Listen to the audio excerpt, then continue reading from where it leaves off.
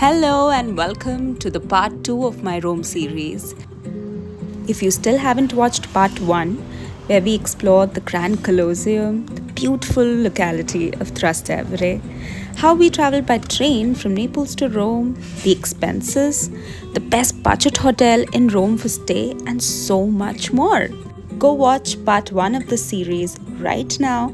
The link is mentioned in description. So let's begin part 2 of my Rome series. Let's begin from where we ended in part 1.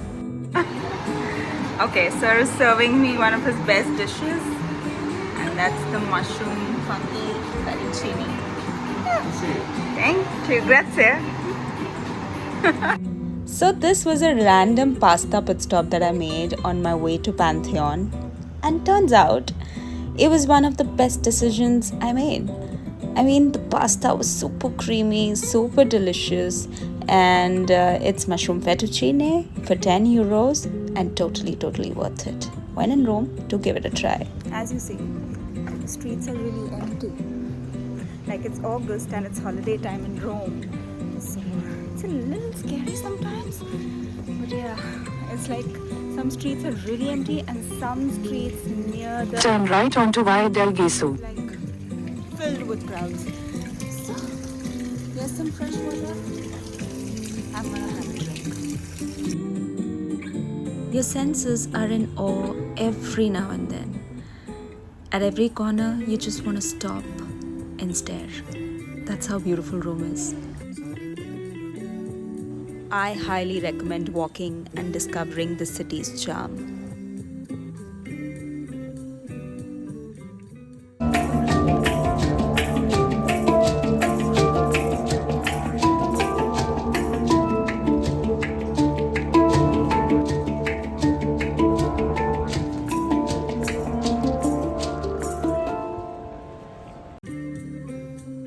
And so we are finally here at the Pantheon, and it was super crowded and hot. And I decided to again walk from Pantheon to my next stop, and that's the Trevi Fountain.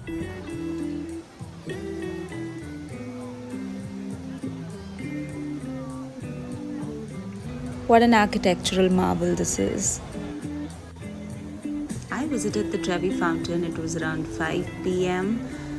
For lesser crowds, I definitely recommend visiting early in the morning and for better pictures.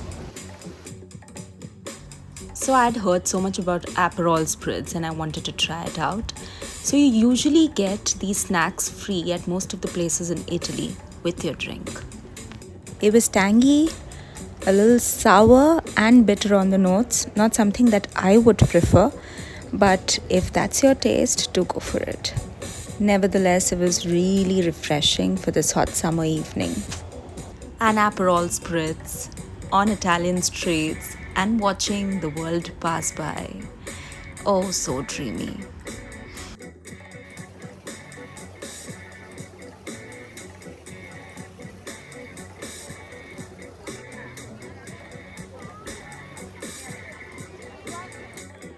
So I found this guy selling these roasted chestnuts right opposite the Spanish Steps. So it was the first time I was trying these out, and to my surprise, it was the best snack I've had in Rome. Not only they are healthy, but they are super yummy. Good fats, proteins, and lip-smacking taste. Total guilt-free snacking. So good. The best thing I've tried today is this.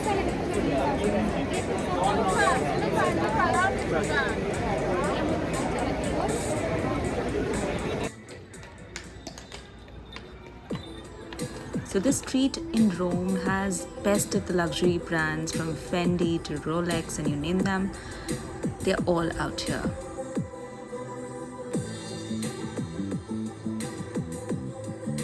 I then decided to head to Piazza Navona.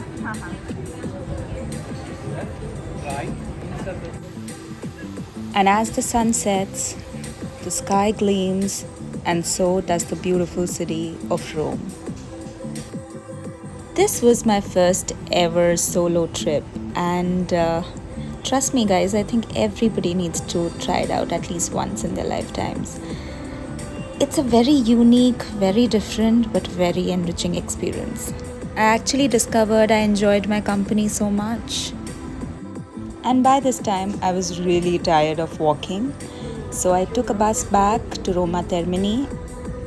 At night, Rome looks like a dream with this beautiful water fountains everywhere. Bus travel is super convenient in Rome, and I used my Neo card for most of my transactions. It's day 3 and starting the day with lunch at a restaurant that's very close to my hotel. I also have a flight to catch back to India, Rome to Mumbai today evening. I'll be also guiding you on which train to take from Roma Termini to reach the airport. Also, one pro tip, do book your hotels, if possible, near Roma Termini. It's extremely convenient to travel to the airport and to other places in Rome.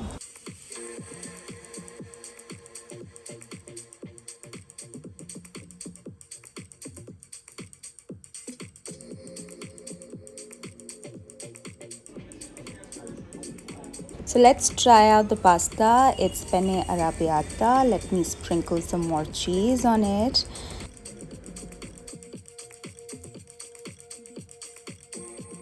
Let's do a quick taste check. The sauce was actually good, but the pasta is really undercooked, so I will not recommend this place for sure. After a disappointing lunch, I didn't want to disappoint myself with the dessert. As the board says, this place is ranked in as one of the top 10 best gelato spots in Rome. And it was a 25-minute walk away from my hotel, but it was totally worth it. Such good reviews. And the best part about it is that the lids were closed, which means that the gelato is authentic. It's not filled with artificial colors and flavors, but it's very authentic and made from fresh and natural ingredients. I ordered a fragola and vanilla gelato. Look at the poster behind, that's an exaggerated illustration of the same gelato, but it was really good. It wasn't bad at all. Look at these big chunks of strawberries inside, and the vanilla gelato was made from fresh vanilla beans. It was delicious. Coming up next is the lemon and mango gelato. And how I wish I would have just gone for the lemon one. It was so refreshing, so tasty, the best tasting lemon ice cream I've had. It's now time to say goodbye to the beautiful city of Rome with a promise to come back soon again.